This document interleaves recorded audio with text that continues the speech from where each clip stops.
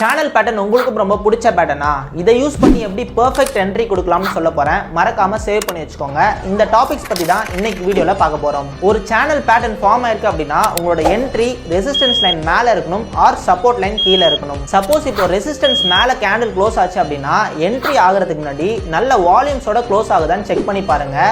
Volume confirmation எடுத்த அப்புறம் உங்களோட என்ட்ரி எடுங்க. ஸ்டாப் லாஸ் ரெசிஸ்டன்ஸ் லைன் கீழே பிளேஸ் பண்ணுங்க. இப்போ நான் ஷார்ட் என்ட்ரி எங்க எடுக்கலாம்னு சொல்றேன். பிரைஸ் நல்ல வால்யூம்ஸோட சப்போர்ட் லைன் பிரேக் ஆகுது அப்படின்னா உங்களோட என்ட்ரி பிலோ தி சப்போர்ட் லைன் எடுங்க.